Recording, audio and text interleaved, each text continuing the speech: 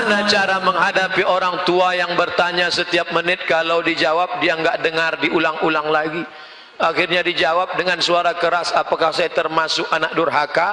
Ad-darurat, keadaan darurat emergensi, tubihul mahzurat, membolehkan sesuatu yang sebenarnya terlarang. Kau bawa orang tuamu ke THT, telinga, hidung, tenggorokan, periksakan telinganya, nanti dipasang alat dengar. Dipasang alat dengar. Jangan kau baik, menantunya kurang ajar. Hai menantu, kau baru ketemu dengan suamimu itu umur 20-25 tahun. Selama ini yang membesarkannya siapa? Yang meregang nyawa melahirkannya siapa? Yang 9 bulan 10 hari mengandung siapa? Yang menyusukan 2 tahun siapa? Hari ini saat dia tidak bisa mendengar, membelikan alat dengarnya pun kau berhitung. Padahal kalau kau gendong dia dari Bandung sampai ke Makkah, kau bawa lagi pulang, belum tentu dapat menebus 1 tetes darahnya saat melahirkan engkau. Berapa jahitan robek dagingnya gara-gara melahirkan engkau. Bawa orang tuamu, senangkan dia, bahagiakan dia. Dosa terbesar di antara yang besar, pertama syirik, yang kedua uququl walidain. Kalau ada uang belikan, sehingga kau tidak perlu berteriak. Jangan sampai berteriak. Jangan sampai orang tuamu membawa HP ke servis HP. Nak, HP bapak ibu rusak ya? Diperiksa HP-nya nggak rusak, terus anaknya nggak ingat. Dia tidak menelpon lagi. Berapa kali dia tidak jadi sholat duha karena kau kencing di kaitnya. Berapa kali dia tidak jadi tahajud karena kau menangis sampai azan subuh tiba. Di hari tua ini bahagiakan dia, belikan makanan yang enak, pakaian, bawa dia jalan-jalan. Orang Cina, saudara kita dari Tionghoa, itu sangat menghormati orang tua. Saya pergi ceramah ke Kuala Lumpur, sampai di ke mall, Ustadz hari ini kita tidak ada ceramah jalan-jalan ke mall. Sampai ke atas saya lihat ada orang tua, satu baris orang tua, anak-anaknya menyuapkan makanan. Kenapa? Karena mereka percaya rezeki bisa dijolok, rezeki bisa ditarik dengan memuliakan orang tua. Orang tua kata dia hoki, dia percaya itu. Teorinya kita yang punya, tapi mereka yang mengamalkan. Mana baktimu pada orang tuamu? Jaga orang tuamu. Jangan sampai nanti setelah dia mati meninggal dunia, barulah engkau menangis mencakar dinding. Mama, penyesalan berakhir tak ada gunanya. Saya kalau sudah melihat ada anak menangis ketika ibunya meninggal, baru dia nangis, ini pasti nyesal karena tak berbakti. Mau saya antukkan aja kepalanya. Dulu waktu dia sehat, waktu dia hidup, kenapa kau biarkan? Sekarang setelah datang orang tua mau minjam uang 50.000 untuk buka puasa. Nah, pinjam 50.000, mama mau beli makan buka puasa. Sebentar ya ma, kutanya istriku dulu. Tak ada gunanya kau jantan gagah perkasa, tak ada gunanya. Ini kalian yang sebelum nikah masih lajang, katakan dulu, do you marry me? Sudikah engkau menikah dengan aku? Mau jawab mau aja atau mau banget ya? Tapi engkau akan menjadi to be a second woman. Kau akan menjadi perempuan kedua. Yang pertama siapa? I love my mom. Aku milik suamiku, tapi suamiku milik ibunya. Karena surga di bawah telapak kaki ibu, walaupun kakinya kesemutan.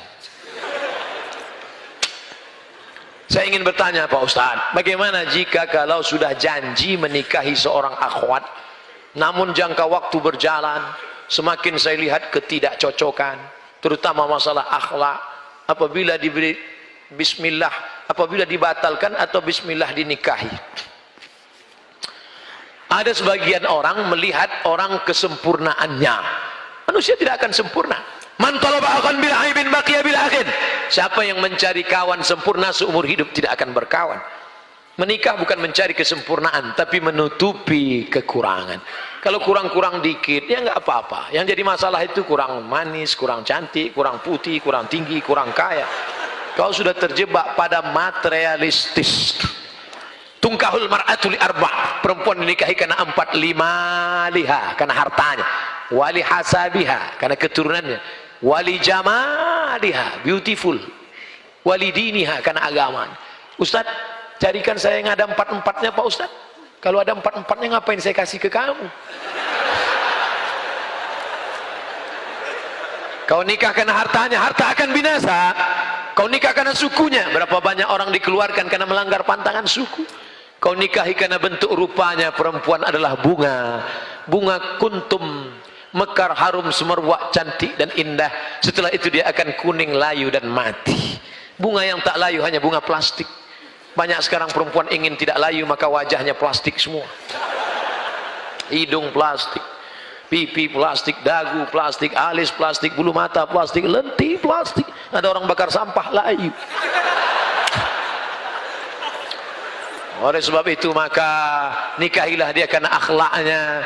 Ketika kau melihat rasanya kau tidak sanggup, engkau bekerja direktur BUMN, mengurus negara, mengurus kampus. Kalau kau dapat perempuan yang baik, tugasmu cuma satu. Tapi kalau kau dapat yang tidak baik, tugasmu jadi dua. Kampus lagi, rumah lagi, negara lagi, rumah lagi. Akhirnya ribet, semua tidak terurus. Maka menurut saya Pak Ustadz ini tidak cocok, tidak layak. Akhirnya saya cari yang lain. Enggak apa-apa, pertunangan tidak semestinya menjadi pernikahan. Pertunangan itu bagian dari pengenalan. Kenalan enggak perlu lama-lama. Syuaib punya anak gadis cantik, menikah dengan Musa. Mereka tidak ada pacaran, enggak ada kenalan sampai lama-lama. Apa kata anak Syuaib? Inna khaira man ista'jartal qawiyul amin. Ayah, kalau kau mau mencari pekerja, orangnya punya dua sifat, qawiyun, kuat, amin, amanah. Ini orangnya, ini orangnya ya. Kamu sudah lama kenal dia? Baru tadi. Dari mana kamu tahu dia kuat? Saya ngantri mau ngambil air, sumur itu tertutup batu besar, bergelinding dari atas bukit, tertutup pintu. 30 orang menggeser sub, tidak ada yang bisa. Tiba-tiba datang sesosok Musa, dia geser sendiri, terbuka. Lalu apa kata orang kampung? Musa, silakan ambil air. Musa melihat ada perempuan di belakang antrian, ladies first. Akhirnya perempuan itu mengambil air. Tentu kalau sudah tertanam budi, pisang emas bawa berlayar, masak sebiji di dalam peti, hutang emas dapat dibayar, hutang budi dibawa mati.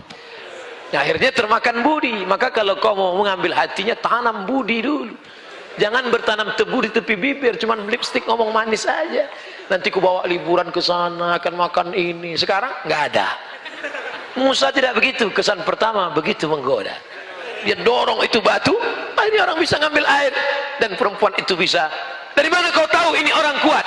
Karena aku melihat dia, ayah, mendorong. Dan ini orangnya amanah, ya. Dari mana kau tahu dia amanah? Tadi saat kami berjalan, aku di depan, dia di belakang. Bertiup angin kencang. Zaman dulu perempuan kalau bertiup angin kencang, nampak lekuk tubuhnya. Dan Musa menundukkan pandangan berkata, perempuan kau di belakang, aku yang di depan. Perempuan zaman dulu begitu, angin bertiup baru nampak lekuk tubuhnya. Yang sekarang nggak ada angin pun kelihatan. Akhirnya mereka sampai ke tujuan. Syuaib berkata, dari mana kamu tahu Musa ini orangnya kuat dan amanah? Dia kuat karena sekali dorong, dan dia amanah karena dia tidak mau aku di depan karena nampak lekuk tubuhku. Berapa lama mereka berkenalan? Hanya dari sumur ke rumah. Engkau kenalan sama dia sudah berapa lama? Sudah 2 tahun, habis cap jempol semua dari ujung rambut sampai ujung kaki.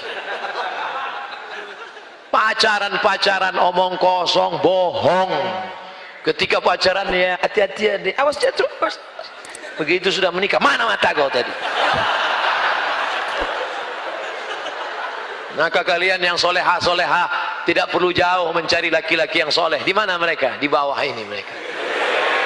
Kalian pantau dari atas, lihat baik-baik. Yang bawah tak perlu melihat ke atas, karena mereka yang akan memilih kalian. Dilihatnya dari bawah. Enak nanti kalian ceritanya. Anak kalian pun enak cerita. Papa, gimana kenal sama mama dulu? Dulu ada tablik akbar di Masjid UPI. Siapa yang ceramah? Ustadz Abdul Somad. Mana Ustadz itu sekarang? Udah mati dimakan cacing. Terus gimana mama? Mama bisa kenal sama papa? Mama sudah ngelihat dari atas. Terus pas turun ke bawah, aku tidak mencari engkau, kau tidak mencari aku. Allah mempertemukan kita. Gimana bisa ketemu? Sama-sama nyari sendal di tempat rak yang sama.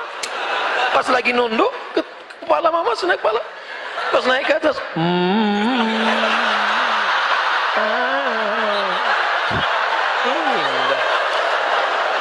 Masya Allah. Sekarang banyak orang tua tidak bisa menceritakan pertemuan dengan anaknya. Banyak orang tua nggak bisa menceritakan pertemuan dia dengan anaknya karena cerita itu tidak indah untuk diceritakan. Mama, dulu ketemu dengan papa gimana? Salah sambung. Papa, dulu ketemu dengan mama di mana? Ditangkap Kamtip, Mas. Jikalau kita ingin tahajud, seorang anak muda, boleh enggak satu rakaatnya 30 juz? Ada enggak orang yang pernah melakukan itu Pak Ustadz? Ada, zaman sahabat Nabi. Rakaat pertama 15 juz, rakaat kedua 15 juz, hafal Quran. Kalau engkau baca rakaat pertama 30 juz, rakaat kedua kau baca apa?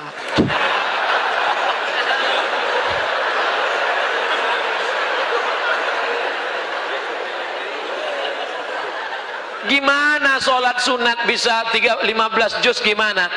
Saya nggak hafal Quran, kan ada Quran digital, download Quran digital, sholat ngelihat boleh. Mana dalilnya sholat ngelihat apa boleh? Ada seorang laki-laki namanya Zakwan. Siapa namanya? Za, bukan za, pakai zal. Letakkan ujung lidah di gigi atas. Zakwan. Ada za, ada za, ada ja, ada lo. Jadi jangan sama. Ini nanti ijazah. Iya, namanya Zakwan. Zakwan jadi imam dan dia melihat mushaf. Itu dalil boleh sholat melihat mushaf. Maka nanti lihat. Tapi letak kantong, jangan terlalu banyak gerakan. Letak sini. Yang letaknya di belakang, disepit pula. Langsung. Ghairil maghdubi 'alaihim waladdallin. Amin. Bismillahirrahmanirrahim. Alif lam mim. Dzalikal kitabu la raiba fihi hudal lil muttaqin. Tapi HP-nya dinonaktifkan. Ya nanti ada masuk. Ya sebentar.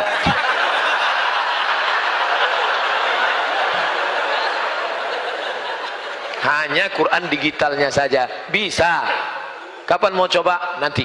Nah, nanti kalian kalau kebetulan umroh ingin sholat di belakang imam Masjid Nabawi, gak bisa ujuk-ujuk datang jam 4 di belakang, gak bisa. Masuknya jam 1. Ini imam Masjid Nabawi, masuk jam 1. Masuk jam 1, sholat sunat di situ. Booking tempat, duduk. Duduk situ, tunggu. Jam 2, jam 3, jam 4, jam 5 azan subuh. 4 jam. Ngapain jam 4? Ngapain 4 jam di situ? Sholat. 1 rakaat 1 juz. 4 rakaat 4 juz. Caranya lihat Quran. Tegak lihat. Begitu pas hampir azan batal.